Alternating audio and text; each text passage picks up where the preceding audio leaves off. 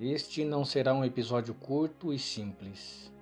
E não poderia ser diferente, pois quando nos debruçamos sobre a obra de Aristóteles, não demora até percebermos quão vasto foi seu pensamento e quão intrincada é sua filosofia natural. Para fazer justiça a Aristóteles, teríamos que produzir uma série exclusiva dedicada a ele. Entretanto, como queremos tratar dos temas mais próximos à noção de espaço, vamos nos concentrar em alguns elementos da física aristotélica que foi compilada por Andrônico de Rhodes. Na física, que Aristóteles considerava em um sentido mais abrangente do que fazemos hoje, ele tenta estabelecer as causas e os princípios mais gerais das coisas naturais. Ele afirma que de todas as coisas que existem, algumas são ditas serem por natureza e outras por outras causas. Aquelas coisas que são pela natureza diferem daquelas que não são pelo fato de que parecem ter em si mesmas um princípio de movimento e de repouso.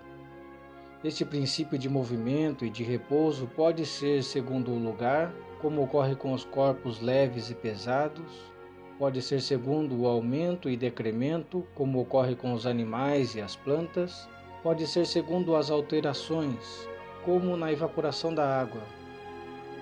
Também há aquelas coisas que não são por natureza, como a arte ou um objeto qualquer fabricado pelos humanos. A faca, por exemplo. A faca tem em si mesma um princípio de movimento não por natureza, mas por acidente, na medida em que é composta de corpos naturais ou simples. Enfim, reconhecendo a importância do movimento na descrição da natureza, Aristóteles se vê obrigado a estabelecer uma teoria do movimento, uma teoria do lugar, uma teoria do tempo. Ele se vê na obrigação de investigar a questão da existência do vazio. Ele se vê na obrigação de explicar, de esclarecer melhor nossa intuição sobre o infinito e o contínuo. É claro que algumas de suas ideias falharam, foram criticadas, foram reformuladas, foram abandonadas. Mas elas não são estudadas por oferecer respostas satisfatórias e definitivas. Elas são estudadas para situarmos as origens das grandes ideias que permeiam a ciência atual. Vamos começar com uma breve descrição da cosmologia aristotélica. A cosmologia aristotélica permaneceu como o padrão descritivo do cosmos por quase 2000 anos. Aristóteles desafia a razão apresentada em uma das mais famosas experiências mentais produzidas na antiguidade, a argumentação de Arquitas contra a limitação do universo. Contemporâneo de Platão, Arquitas argumenta que se o universo fosse limitado, poderíamos nos colocar na borda externa do céu. Então ele pergunta: poderíamos estender nosso braço para fora do céu ou não? Ele então afirma que seria paradoxal não poder estendê-lo. Assim, chegando até a borda do mundo, se estendêssemos nosso braço, de certo modo empurraríamos os limites do universo um pouco mais para longe. Então poderíamos avançar um pouco mais e repetir o procedimento. Ele conclui que poderíamos continuar nesse processo indefinidamente e, portanto, o universo deveria ser ilimitado. Isso parecia razoável para Arquitas, mas Aristóteles não pensava assim.